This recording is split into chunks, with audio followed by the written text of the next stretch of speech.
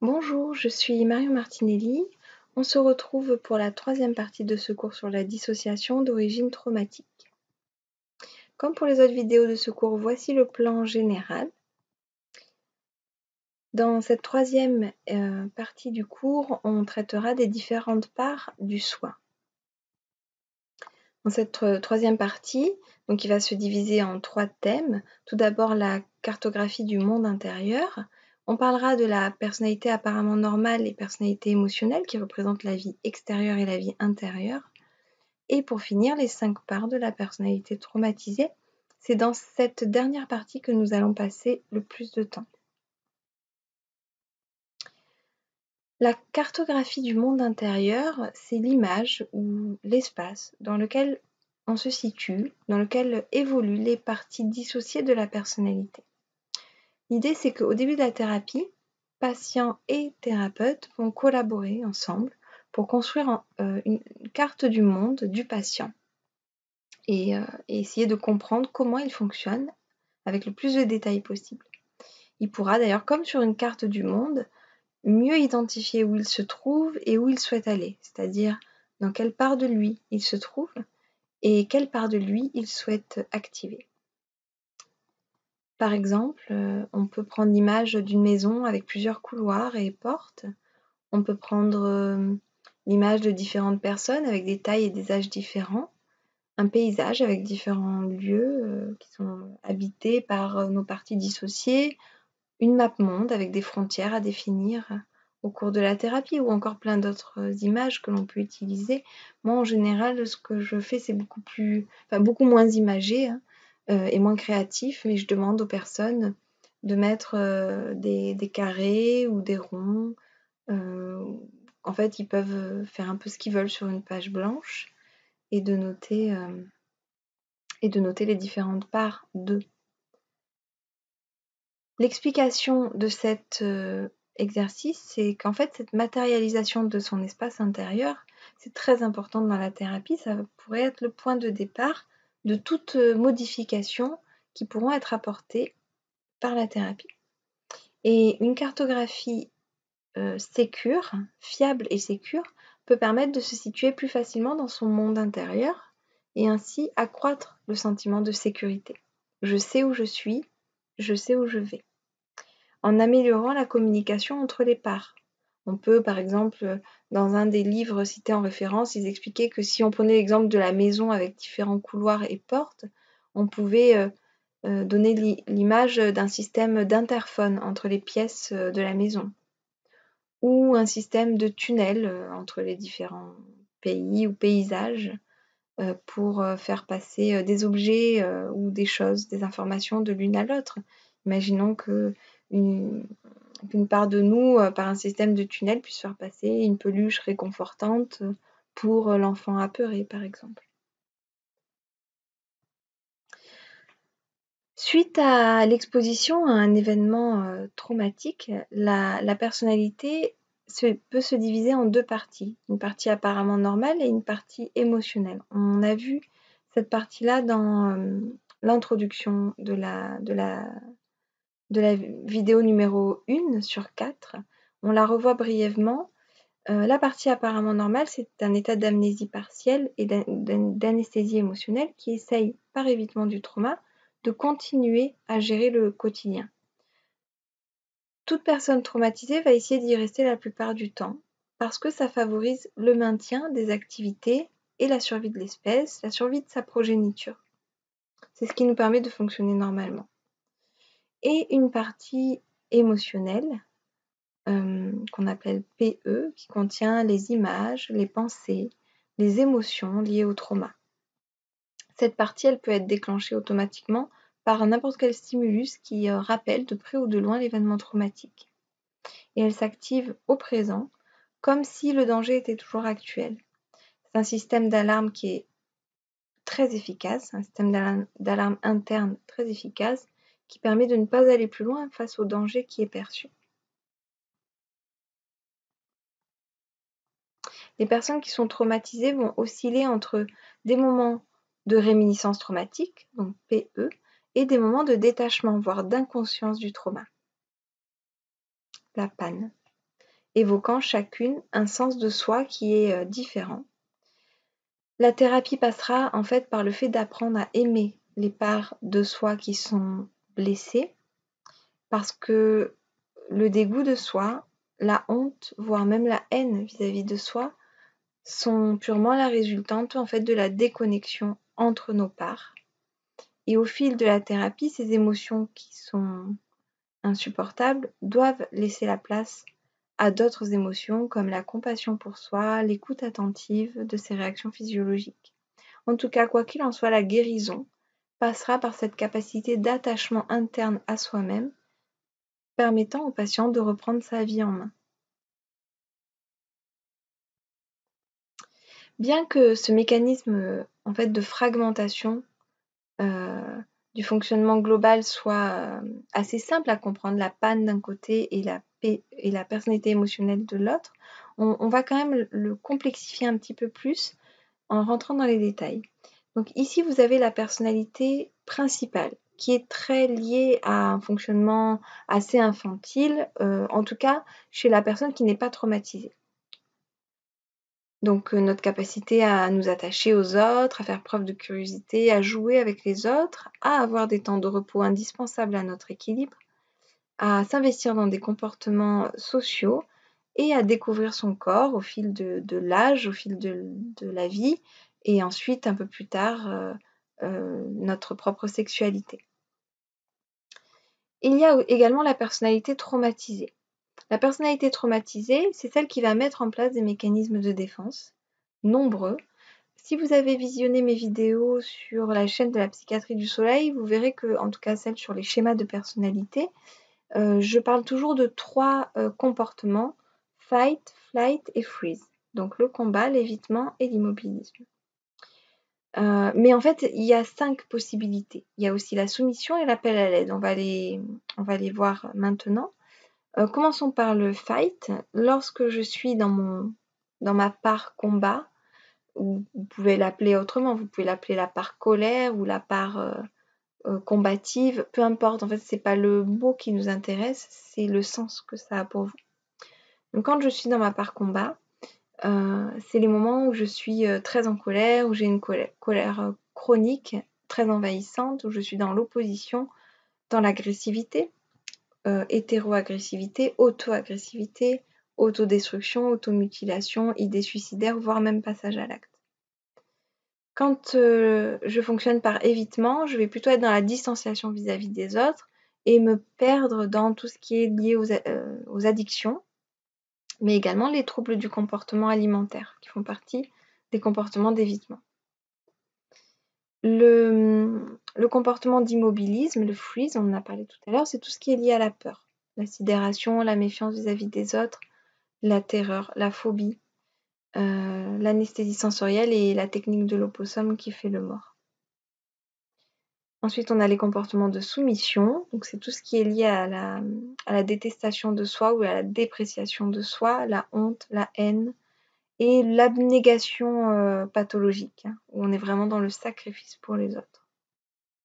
Et enfin, l'appel à l'aide, la dépendance aux autres, la dépendance affective, le besoin d'amour, la naïveté extrême. Donc bien que ce mécanisme de fragmentation du fonctionnement global soit un mécanisme puissant de survie et d'adaptation, parce que tout ça, c'est de la survie et de l'adaptation, avec le temps, à l'âge adulte, ça mène de manière cyclique à d'autres échecs d'adaptation, ce qui a pour conséquence en fait d'accentuer la symptomatologie du patient, d'accentuer sa dépression, son anxiété, ses difficultés à réguler ses affects, d'aggraver les flashbacks ou les crises existentielles qui, à leur tour, vont également inhiber le processus de l'intégration dont on parlait dans les vidéos précédentes. Dans le livre Gérer la dissociation traumatique, les auteurs expliquent ces 2 parts de soi, donc personnalité principale et personnalité traumatisée, ces 2 parts de soi ont pour rôle principal de défendre l'individu contre les menaces, qu'elles soient extérieures ou intérieures. Bien que ces mécanismes de défense n'aient offert que peu de protection, la personne continue de les répéter, même dans les moments où il n'y a pas le lieu d'être, c'est-à-dire dans des moments où il n'y a pas de menace. Même si j'ai un environnement aimant, une famille stable, un travail stable, etc., je peux continuer à remettre en place ces mécanismes de protection. Ainsi, certaines parts de soi vont se battre pour protéger l'individu, même si ce n'est pas utile dans l'ici et maintenant, amenant le corps à devenir une vraie scène de guerre. Même si ces parts du soi ne sont pas conscientes de l'existence les unes des autres, elles s'influencent mutuellement. Pourquoi on dit qu'elles s'influencent mutuellement, même quand elles n'ont pas conscience d'être plusieurs? Par exemple, si je fais une crise de colère, imaginons une crise de jalousie, avec une colère importante, ensuite je peux ressentir de la honte, voire même de la haine vis-à-vis de moi, de m'être mise dans cet état. Donc, autre chose, si par exemple j'ai une peur panique d'affronter quelque chose d'important, eh ben, je vais peut-être me mettre à manger compulsivement. C'est dans ce sens-là que l'on dit que même si elles n'ont pas conscience de l'existence les unes des autres, en fait, ces parts s'influencent mutuellement. J'espère que c'est clair pour vous. Alors, les différentes parts de soi, là, on a vu quelques mécanismes de survie à travers ces 5 comportements, mais là, je vais vous les présenter sous une autre forme, où on parlera de parts avec des termes différents. On commence par la part enfant. La part enfant, elle est représentée par un soi d'âge généralement plus jeune que l'âge auquel est survenu le traumatisme. Par exemple, si j'ai un comportement de compulsion alimentaire ou de consommation de tabac compulsif, quand je suis stressée ou quand je suis malheureuse, je passe par l'oralité. L'oralité, c'est un fonctionnement très régressif de l'enfant dans ses premiers jours, dans ses premiers mois de vie. Pour autant, c'est pas forcément dans les premiers jours, les premiers mois de vie qu'a eu lieu le trauma. Mais moi, je vais régresser à cette étape-là de mon fonctionnement. Donc, c'est pour vous dire que voilà, la part enfant, elle est représentée par un soi d'âge généralement plus jeune que l'âge auquel est survenu le traumatisme.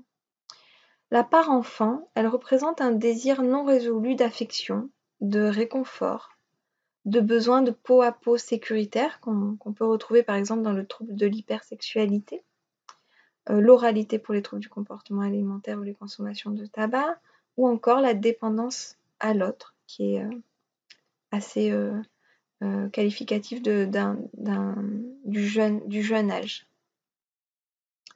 Elle véhicule aussi de ce fait la peur du rejet et la peur de l'abandon. Dans l'enfance, lorsque l'accès à ses besoins a été abusé, humilié, rejeté, etc., il est fréquent que cette part enfant soit perçue toujours comme dégoûtante, humiliante, à éviter absolument à l'âge adulte. Un conflit interne naît évidemment de cette contradiction entre mon besoin essentiel à ma survie, l'oralité, le pot à pot, la dépendance à l'autre. Donc ce besoin qui est essentiel à ma survie, et les autres parties de moi qui détestent ces besoins ou en ont une peur panique. Une de mes patientes qui avait été violentée physiquement et verbalement par sa mère pendant toute son enfance, elle me disait « Moi, je suis pas une victime. Moi, je suis sortie de tout ça. D'ailleurs, j'en ai jamais parlé à personne parce que je supporterais pas qu'on me voit comme une victime. » Et je lui disais d'ailleurs que l'entendre parler comme ça, de cette manière, ça me touchait énormément parce que finalement, entendre l'adulte parler comme ça de son enfant intérieur, donc moi je suis pas une victime, je lui disais que c'est comme si en fait elle tenait en fait sa main très fortement posée sur sur la bouche de la petite fille qu'elle a été, en train de lui dire « Mais tais-toi, en fait, je veux plus jamais entendre parler de toi. Je ne suis pas une victime. » Et là, on était vraiment dans une non-reconnaissance de son statut de victime, vraiment très fort, et une maltraitance évidente vis-à-vis de son enfant intérieur, donc une maltraitance qu'elle s'infligeait à elle-même. Ce qui me fait du coup logiquement vous présenter la deuxième partie du soi, qui est une part qu'on va appeler la part imitant l'agresseur. Elle représente, en fait, elle est représentée par la partie de soi qui garde en mémoire la colère, la haine, mais aussi la honte et la culpabilité liées au fait d'avoir été impuissante au cours de l'événement traumatique. Et d'une certaine façon, cette part de soi, elle imite le comportement de l'agresseur sans pour autant en être une internalisation de celui-ci. C'est pas parce que je fais comme lui que je suis comme lui. C'est important de bien insister sur la nuance. Ici aussi, cette part, elle est très adaptative et il est important de comprendre son sens. Il existe deux expressions à cette part, deux raisons en fait, deux raisons d'être à cette part. La première, c'est je maintiens le trauma actif en rejouant seul, cette fois-ci, sans l'aide de personne, la scène traumatique. Par exemple, j'avais une patiente qui avait subi de manière extrêmement traumatique une expulsion de sa maison de la part de sa mère et qui, lors de sa thérapie, se demandait souvent pour quelle raison elle avait avorté à 2 reprises. Elle ne comprenait pas pourquoi elle avait fait ça. Elle avait un très fort désir d'enfant et elle n'expliquait pas ce geste que lorsqu'elle était tombée enceinte, elle avortait, elle a avorté à 2 reprises. On a pu ainsi mettre en lumière au cours de la thérapie donc d'une certaine manière, elle était en train de rejouer la scène de l'expulsion de l'enfant de son lieu de vie, c'est-à-dire la scène traumatique pour elle. Mais évidemment, le mécanisme psychologique, il est beaucoup plus complexe que ça, mais c'est juste en fait une illustration pour compléter en fait cet aspect un peu théorique de finalement je maintiens le trauma actif en rejouant la scène, cette fois-ci seule, sans l'aide de personne, je le fais toute seule. Et donc évidemment que ça a aggravé les choses parce que les avortements ont été traumatiques aussi pour elle. Donc ça rajoute énormément de négativité et de douleur à la douleur de départ. La deuxième raison pour laquelle il est important de mettre l'accent sur cette part imitant l'agresseur, sa deuxième raison d'être, c'est que cette part sert à éviter que les autres parts de soi ne se comportent de la manière dont l'agresseur s'est comporté avec nous. Cette part qui va imiter, elle va par exemple punir les autres parts en les critiquant, comme des autocritiques, ou en déclenchant des douleurs physiques. Céphalée, constipation, troubles urinaires essentiellement, mais il peut y avoir d'autres douleurs dans le corps. Mais comme je vous disais tout à l'heure, il y a 2 cerveaux dans le corps. Il y a le cerveau qui est à l'intérieur de la boîte crânienne et il y a le deuxième cerveau qui est lié à tout ce qui est de l'ordre de la digestion, tout ce qui est gastrique et intestinal. Donc on va dire que principalement, si vous avez bien écouté la première partie du cours, donc la vidéo 1 qui était introductive, j'ai bien insisté en disant que la dissociation était plus expliquée par la neurobiologie que par la psychologie ou la psychiatrie. Et là, on est vraiment dans un mécanisme neurobiologique. Donc ça peut paraître bizarre, voilà, dit comme ça, mais ici aussi le but est de comprendre la signification de cette partie et de l'intégrer à soi comme faisant partie d'une équipe intérieure qui coopère ensemble dans un but, le seul et unique but, qui est la préservation de l'individu lui-même, de son intégrité physique et surtout psychologique. Par exemple, j'avais une autre patiente aussi qui a été abusée sexuellement dans l'enfance, qui buvait trop d'alcool pour se sentir bien en soirée, et elle m'expliquait que systématiquement elle dépassait les doses raisonnables et se retrouvait parfois même à forcer le contact avec les hommes. Donc c'était elle qui devenait, on va pas dire agresseur, mais c'était elle qui forçait le contact en tout cas. Et en fait, dans ces moments où elle était alcoolisée en soirée, elle n'était plus maître de ses réactions, évidemment, critiquant énormément cette manière de fonctionner. Le fait de forcer le contact avec les hommes qui lui plaisaient, ça donnait une image d'elle qu'elle critiquait fermement, évidemment. Et en même temps, et c'est là qu'on retrouve aussi le maintien du trauma actif, il lui est souvent arrivé aussi de se retrouver dans le lit de quelqu'un sans savoir ce qu'elle avait pu faire avec lui. Et en ayant une peur panique, de quoi? D'avoir été abusée sexuellement. Donc là, en fait, aussi, on remarque à quel point elle peut rejouer, d'une certaine manière, l'événement traumatique de départ. Donc c'est une deuxième illustration, en fait, qui explique pourquoi ces deux expressions se retrouvent dans la même catégorie. Hein. J'ouvre une parenthèse pour répondre quand même à la question à quoi ça sert de revivre la scène traumatique en se l'auto-infligeant? Eh bien, tout simplement, ça sert à se prouver à soi-même que cette fois-ci, on contrôle, que cette fois-ci, on contrôle tout, parce que cette fois-ci, c'est nous-mêmes qui déclenchons le mécanisme. Et cette fois-ci, on va pouvoir survivre à ça. Ce qui n'avait pas été le cas au départ, on n'a pas survécu à ça, en tout cas psychologiquement. Mais là, cette fois-ci, en devenant contrôlant, on va pouvoir survivre à ça. Sauf que la réalité, c'est que ma patiente qui a vécu les 2 avortements, évidemment, ça a été traumatisant pour elle. Ça a rajouté de la souffrance à son vécu déjà difficile. La réalité, c'est que pour la patiente qui avait des conduites à risque avec l'alcool et les hommes, elle ressortait de ces situations complètement bouleversée, angoissée de ne pas savoir ce qui s'était passé, et surtout pour chacune des deux, pourquoi est-ce que j'ai fait ça? Et le pourquoi est-ce que j'ai fait ça, c'est une phrase qu'on retrouve, c'est une plainte qu'on retrouve fortement dans les troubles dissociatifs.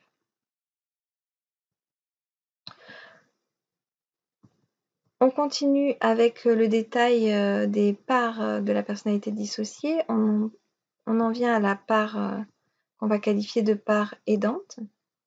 La part aidante, elle est représentée par un soi qui prend soin des autres parties de la personnalité en prenant le temps de réguler leurs émotions fortes, de mettre à distance leurs pensées intrusives, de prendre le temps de se mettre à l'écoute de leurs besoins respectifs. Elle peut s'inspirer des figures d'attachement qui ont été sécures pendant notre enfance. Peut-être un des 2 parents qui a été sécure, ou un grand-parent, une nounou, etc. Donc elle peut s'inspirer de ces figures d'attachement pour nous donner ce sentiment de sécurité intérieure. C'est la part de nous aussi qui peut travailler sur notre hypersensibilité, notre stress. C'est la part de nous qui nous pousse à faire de la méditation, du sport, du yoga, de la sophrologie, de prendre soin de soi, d'aller en thérapie, etc. On peut aussi faire le postulat que c'est de cette façon que nous avons essayé de nous apaiser lorsque nous étions enfants et qu'il peut y avoir une similarité. Par exemple, moi j'avais une patiente qui, à l'âge de 25 ans, utilisait encore le berçage pour s'endormir le soir, au point qu'elle se berçait comme ça, elle berçait sa tête constamment sur le coussin, et c'était sa manière à elle de se bercer, au point qu'elle ça avait généré en fait des problèmes assez importants parce qu'elle avait une partie de sa chevelure qui était manquante, du coup, parce qu'elle avait ses cheveux qui tombaient, donc après ça générait des problèmes sur l'image de soi, c'était pas facile pour elle, mais elle pouvait pas s'en empêcher, c'était incontrôlable pour elle. Donc la plupart du temps, on va dire quand même que la plupart du temps, il s'agit quand même d'une part empathique et bienveillante vis-à-vis de nous-mêmes, qui sera d'ailleurs renforcée au cours de la thérapie, parce que c'est elle qu'on va utiliser pour permettre de créer une harmonie entre les parts. On continue avec la part agressive. La part agressive, ou part colère, ou vous pouvez l'appeler comme vous voulez, c'est un mécanisme d'autodéfense qui vise à se protéger de toute menace perçue. Cette part agressive, c'est les disputes, c'est le fait de vouloir convaincre l'autre, coûte que coûte, les reproches, les violences, les combats. C'est aussi la part de nous qui part au quart de tour quand on touche à un point sensible. Par exemple, une situation d'injustice ou... Dans cette part-ci, l'individu va se croire intouchable, fort et surtout pas vulnérable face à un abus ou une maltraitance éventuelle, comme ça a été le cas par le passé. Ces réactions sont intenses et très très sensibles à la violation de sa propre autorité ou du respect qu'on nous doit. Par exemple, ça peut être de l'agressivité envers les autres. Moi, j'avais un patient qui avait été violé pendant l'enfance, un homme, et qui avait développé une sorte de paranoïa vis-à-vis des autres hommes qui pouvaient éventuellement le regarder dans la rue ou quoi que ce soit, au point vraiment de se battre. Et comme il était physiquement très très massif, très fort, ben, il est arrivé plusieurs fois que ça finisse à l'hôpital pour la victime et en garde à vue pour lui. Mais ça peut être aussi de l'hétéro-agressivité. Par exemple, moi j'avais de l'auto-agressivité, pardon. Par exemple, j'avais une patiente qui avait été abusée sexuellement et qui déclenchait en fait des douleurs au niveau génital ou des violentes migraines. Si par exemple elle n'avait pas envie d'avoir un rapport sexuel avec son mari, ce qui lui donnait en fait du coup une excuse valable. Elle se pliait en deux de douleur, une excuse valable pour dire non en fait et faire respecter son refus. Donc technique hyper efficace, mais à quel prix?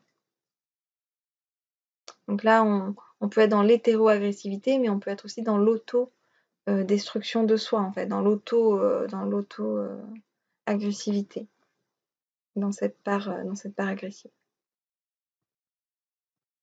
Et on finit avec la part honteuse, la part honte. La part honteuse, c'est la part de soi qui maintient le plus la dissociation, avec des sensations de honte et de dégoût de soi vis-à-vis du trauma qui a été subi. Par exemple, une de mes patientes qui avait été maltraitée pendant l'enfance et qui vivait à moitié dans la rue, qui était souvent sale, et en fait elle était un peu la bonne à tout faire de la famille, elle s'occupait de tenir la maison. Elle me disait souvent, quand elle parlait de son enfance, elle disait « Mon enfant intérieur, elle est dégueulasse », avec évidemment beaucoup de honte associée à son vécu, dont elle ne parlait à personne, même pas à ses amis.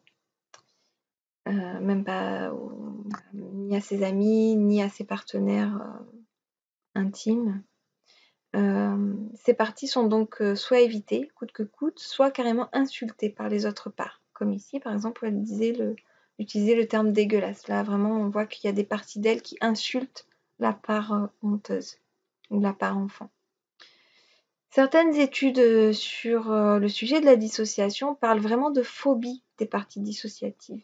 Il est évidemment indispensable de développer de l'empathie face à cette part honte, pour ne pas oublier que ces souvenirs traumatiques font partie de notre histoire et de notre personne.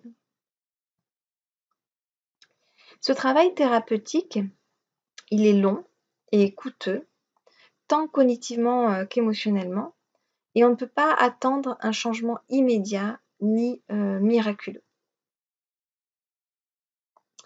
pour le patient. Donc soyez attentifs à votre rythme de changement. L'acceptation, c'est un processus lent, c'est un processus complexe qui demande de la patience et de la persévérance. Pour finir avec cette diapo, j'ouvre une parenthèse pour vous dire que ce ne sont quasiment que les patients avec un trouble dissociatif de l'identité qui perçoivent les différentes parts de soi comme des états de la personnalité ayant leur identité propre et leur vie à part. Pour les autres troubles que j'ai décrits dans la vidéo, celle-ci et les précédentes, on ne retrouve pas ces identités distinctes. Toutes les parties doivent apprendre à s'accepter et à trouver une manière de collaborer entre elles. Sachez que c'est par la reconnaissance et l'acceptation de chacune d'elles que vous pourrez changer de manière positive et fonctionner de manière optimale en tant qu'adulte. Je reprends l'image de l'adulte et de son enfant intérieur, utilisée dans la première partie de ce cours pour vous rappeler le message important à retenir, c'est que qui est que la connexion à son enfant intérieur et le fait d'apprendre à accueillir la partie de soi qui a été blessée sont au centre de la thérapie, créant un environnement qui est sécure entre le soi adulte, qui est le seul à pouvoir répondre aux questions du soi enfant. Est-ce que je suis vraiment en sécurité à cet endroit-là? Est-ce que je suis vraiment aimée? La seule personne qui peut répondre, c'est l'adulte que nous sommes. Et ainsi, il en découle une entraide entre les besoins affectifs de l'enfant que l'on est et nos capacités cérébrales de communiquer de manière assertive avec les autres, de prendre conscience de ce qui se joue à l'intérieur de soi, pour les autres. Ici et maintenant, c'est les compétences de l'adulte en rose. Et surtout à faire des choix réfléchis plutôt que des choix impulsifs.